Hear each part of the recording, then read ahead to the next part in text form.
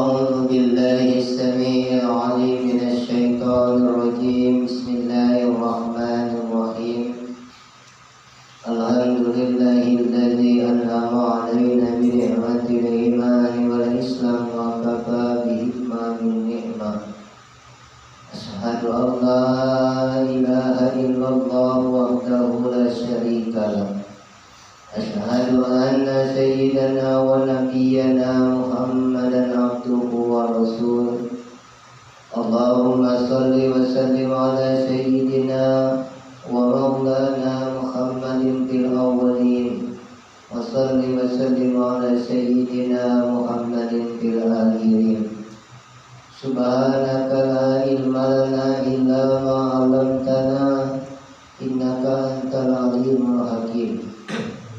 لا حول ولا قوة إلا بالله العلي العظيم. أما بعد، فيا الإخوان الحاضرون رحمكم الله، اتقوا الله حق تقاته ولا تموتن إلا وأنتم مسلمون. Marilah senantiasa kita bersyukur atas kehadiran Allah Subhanahu wa Ta'ala, yang mana dengan kehadiran Allah Ta'ala juga sehingga pada malam hari ini kita masih dianugerahkan Allah dan daraja anugerah hidup, anugerah kesehatan, kesempatan, tauhid, iman, Islam, insyaallah ma'rifatullah. Selawat beriring salam senantiasa tercurahkan kepada baginda Nabi yang mulia Muhammad Rasulullah Sallallahu Alaihi Wasallam, kepada keluarganya, sahabatnya. Insyaallah kita ikut setia sambil haya dan senantiasa mendapatkan syafaat Rasulullah, baik dalam kehidupan dunia, lebih-lebih terutama dalam kehidupan dunia akhirat. Kita bila jemaah sekalian, rasanya kita sebagai generasi akhir zaman, terkhusus kita umat baginda Nabi Muhammad Rasulullah Sallallahu Alaihi Wasallam, apapun bentuk amalia ibadah kita, baik amalia batiniah ataupun amalia dalam istilah fikih zahiriyah, semua itu tanpa dengan melalui kidamnya, wasilahnya Rasulullah, maka semua itu akan menjadi sia-sia. Karena semua apapun alami terbitnya daripada Rasulullah Sallallahu Alaihi Wasallam. Sesuai dengan kutipannya, kata Allah, kalau tidak karena engkau ya Muhammad, maka tidak akan kujadikan alam ini. Maka oleh karena itu apapun bentuk rupa amal ibadah kita tanpa dengan wasilahnya Rasulullah, maka amal ibadah itu menjadi sia-sia. Apa maksudnya? Artinya yang kalimat secara hakikat, kita mengenal hakikat daripada makna kerasulan itu. Karena kata Allah, walikulli ummatir rasul, tiap-tiap kamu adalah utusanku, rasulku, utusanku. Namun kalau tidak kita pahami hal yang demikian ini, bukan tidak bisa umat Muhammad ini dan mengaku sebagai rasul. Padahal rasul dan nabi terakhir tidak dapat dibantah, yaitu Nabi kita Muhammad ibnu Abdullah Sallallahu Alaihi Wasallam. Maka oleh karena itu artinya sudah datang kerasulan itu pada tiap-tiap diri. Kalau kita mengambil secara makna akli, tiap-tiap rasul itu orang-orang yang terpilih, yang mendapatkan wahyu daripada Allah Subhanahu wa Ta'ala.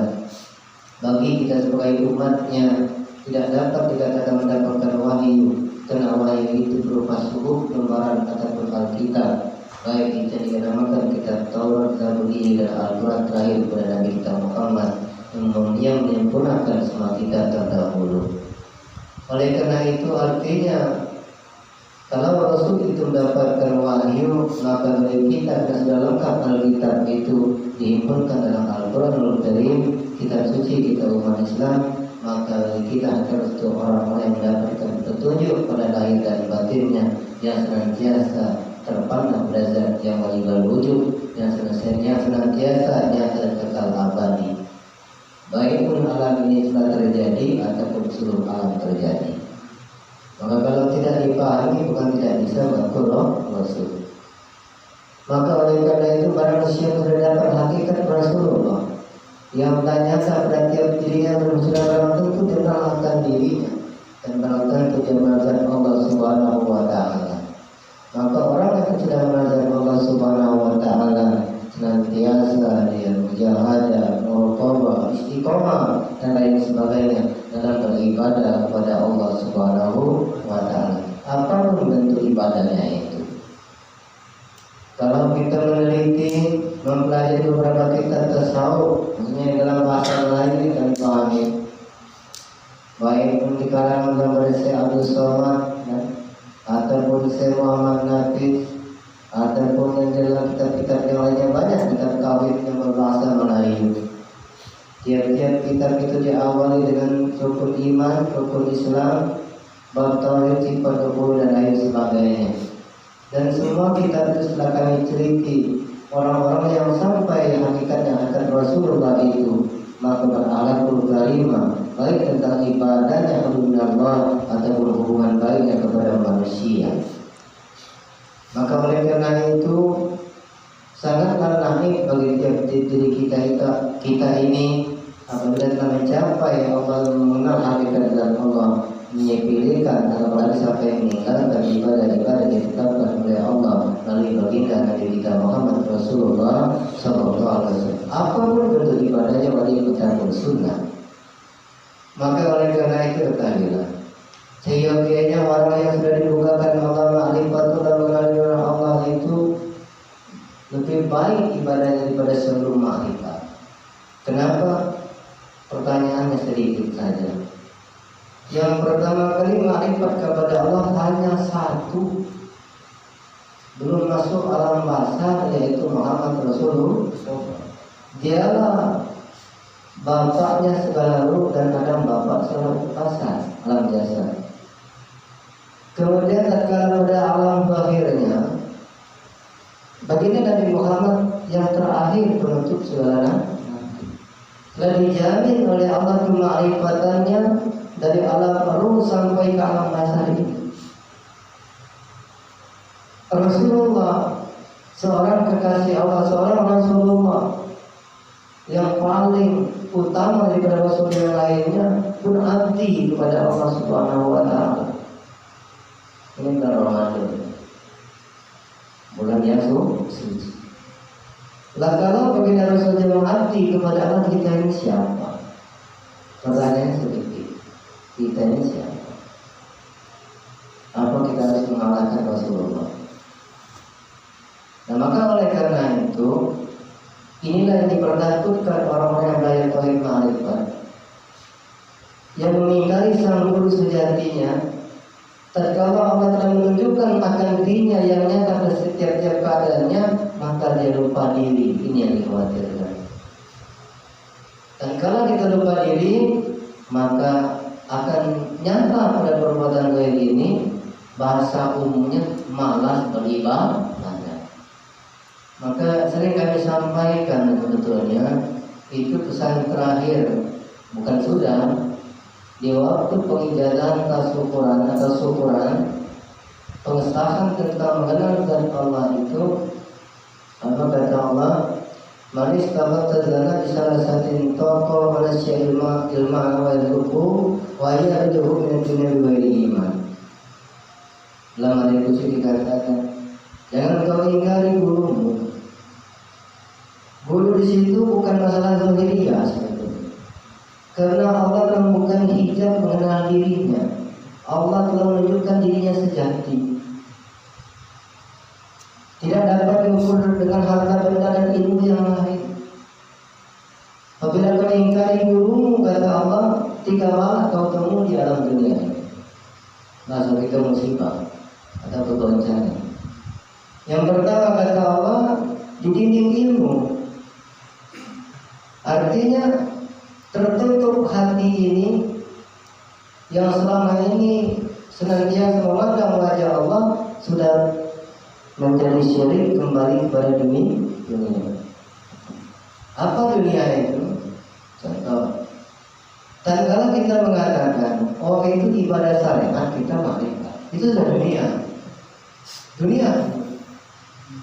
Karena yang memandang diri sejati sang guru yang khalif itu Dia tidak lagi memandang syariat hakikat dan makrifatnya itu. Karena zahir batin awal itu dengan kenyataan diri sejati. Diri sejati. Artinya itu sudah dunia. Artinya ada diri kita mengenal Allah, ada orang syariat, ada orang toriko, ada hakikat, ada makrifat. Kalau bahasa saya itu bercerai-berai. Bercerai-berai.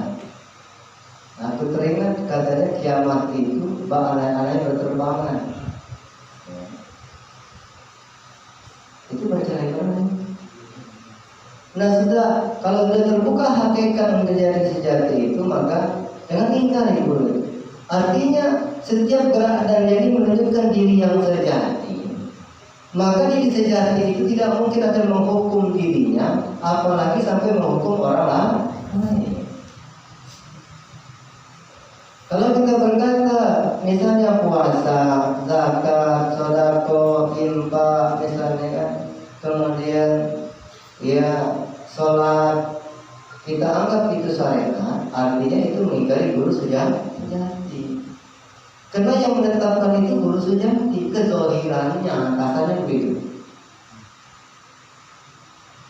Nah, tatkala itu tidak terlaksana bagi diri kita, berarti ada yang lain daripada Allah. Bahasanya masih ada nafsu.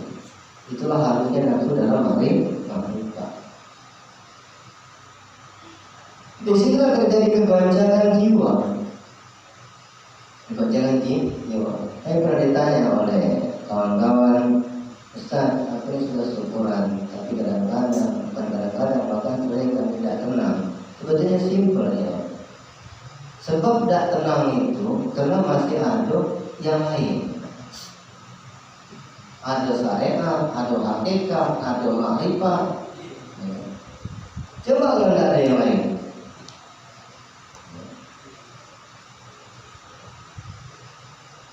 Itu satu, dididik ilmu. Cerita ilmunya ulayannya betul, ya kan? Dalilnya benar, prakteknya beda.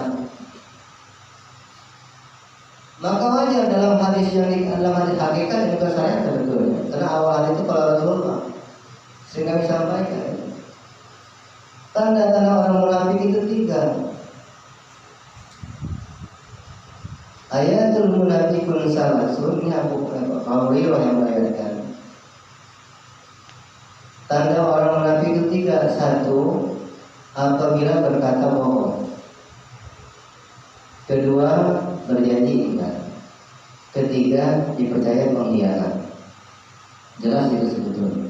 Awal hadis itu bukan qala Nabi, tapi qala Rasulullah sallallahu alaihi wasallam. Dan sebagian pendapat ulama tasawuf mengatakan itu masalah hadis hakikat. Karena bukan qala Nabi. Nah, tatkala kita ingkar itu sejati, masuk katanya berkata bohong. Apakah hilang keyakinan itu? Tidak hilang, tapi bercerai-berai. Itu pengalaman pribadi kami.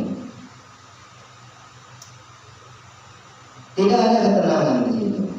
Tenang, hilang, gelisah. Tenang, hilang, gelisah. Nah, maka oleh karena itu, artinya guru sejati itu kita tidak lagi membedakan ada zahir, ada batin, ada awal, ada akhir. Nah, kalau masih berpandangan ada yang lain, artinya kita sudah mengingkari guru sejati. Kecelakaannya bagi diri kita sendiri. Berketerusan demikian, maka masuk kalimat yang kedua. Sudah dididik ilmu, dipikirkan rezekinya. Yang kedua dipikirkan sempit maksud kita.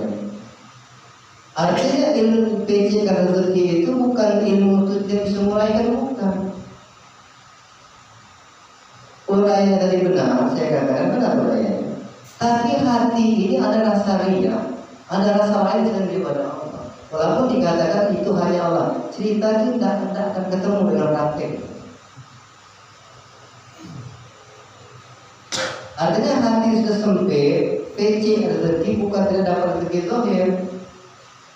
Sudah tertutup, tidak menyadari rizqoh ini, rasa qalbi ini dengan kenyataannya Allah.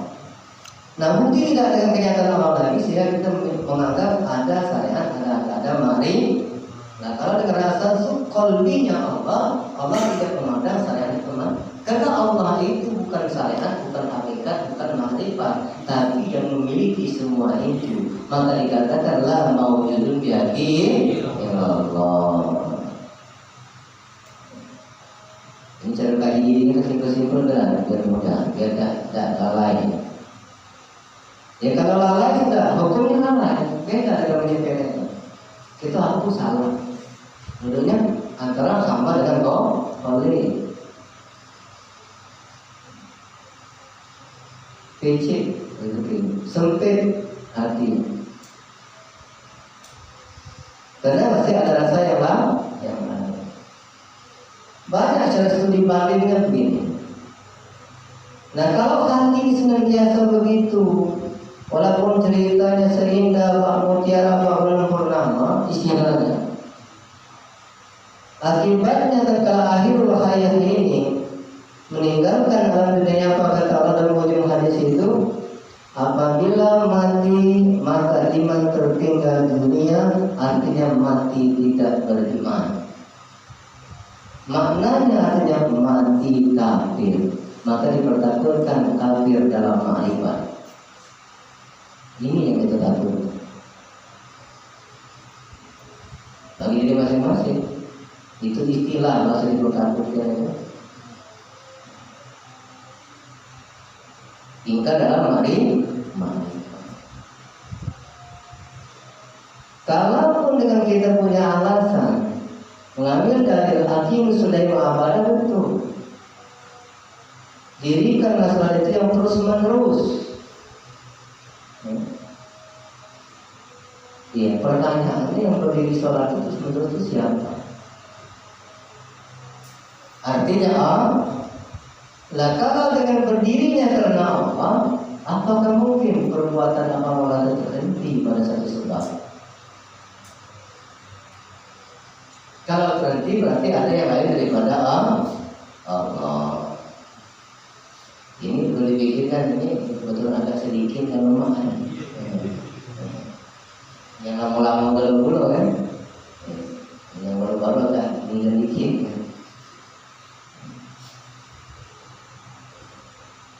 Allah, nanti pertanyaan di ujungnya. Allah itu senantiasa dengan afalnya, dengan sifatnya, dengan dirinya. Setiap saat, atau saat tidak pakai detik lagi itu berarti. Setiap saat itu tajalli nyata berbuat pada seluruh alam. Setiap saat mengurusi semua alam. Karena itu bagian istilahnya hak dirinya itu sendiri. Pertanyaannya lagi, sementara kita manusia ini khalifah fil ardi, ganti Allah di bumi. Dalam makrifatnya al-insan sirri wa nasiru sifat ghairi bizatihi. Manusia itu rahasianya, hidupnya Allah, nyatanya Allah, sifatnya Allah. Bizatihi dan zatku, kata Allah. Nah, kalau manusia itu gantinya Allah, tadi Allah itu dengan daim, terus menerus berbuat. Kalau kita tidak buat, kita ini siapa? Kita ini siapa? Gampang. Artinya keluar konsep dikatakan manusia itu gantinya Allah, keluar konsep manusia itu rahasianya Allah, keluar konsep manusia sifat Allah dengan sifat Allah, keluar konsep dengan amalnya Allah, keluar konsep bizati dengan zatnya Allah. Berarti ada diri yang lain, namanya hawa nafsu. Ini perlu diteliti, karena kami pernah damaikan di daerah lain masalahnya. Tahu kalangan-kalangan kau itu, karena inilah. Ini betul-betul. Sebenarnya itu persepsinya hanya salah pandang. Dalam bahasa Samaria itu pengakuan ilmu makrifat. Tatkala Allah bukakan tadi mengenai diri dan Allah, maka rasa bangga kita waktu mengenal. Itulah sumber awalnya. Sehingga terjadi istidrak. Nah, maka oleh itu cepat kita menyadari kealpaan dan kesalahan, sehingga Allah bukakan jalan yang berproses. Maka hati-hati. Lah kalau Allah tadi senantiasa berbuat, senantiasa tidak putus. Manusia tadi ganti Allah kan? Lah kalau tidak berbuat kita siapa? Artinya bukan manusia. Jasadnya manusia. Karena tidak bisa diingkari manusia itu ganti Allah setelah tahu Allah artinya karena Allah. Wa ma khalaqtul jinna wal insa illa liya'budun. Tidak aku jadikan jin dan manusia kata kursi kecuali mengenal akan dia. Setelah kenal turun ayat wa ma khalaqtul jinna wal insa illa liya'budun, mengabdi. Artinya itu abdi siapa? Karena Allah, dengan haknya Allah, tajalinya Allah pada tiap-tiap diri ini, bukan ada pengabdian kita pas. Maka konsepnya nilai sama. Nah kalau pengabdian kita sebenarnya itu kadang ngabdi, kadang tidak. Yang masalahnya begini, kelirunya sedikit. Kita terkala atau membela diri itu yang mutlak sama. Membuka dah. Seharusnya kita sadar ya Allah aku salah. Maka Rasulullah mengatakan Allahumma inna a'udzubika minka. Setelah terlalaikan dengan takdirnya Allah, Rasul pun menyadari Allahumma inni a'udzubika minka. Dia berpasrah diri sehingga pertolongan Allah dah. Allah yang lupa. Nah, kalau kita membela diri mengeluarkan dalil, lambat-lambat bertambah subur ini hawa nafsu. Itulah sehalus-halusnya nafsu orang yang terbuka hijab. Ustaz, ya bukan. Aku ini jadi pengalaman aku. Nah, kamu boleh musuhnya. Jangan sampai jamaah seperti kami. Cukuplah kami yang pernah berhenti di situ untuk tidak lama, hanya 6 bulan. Tapi mereka tak mulai kembali kepada Allah, wassalam, ingkar dalam ma'rifat. Enggak.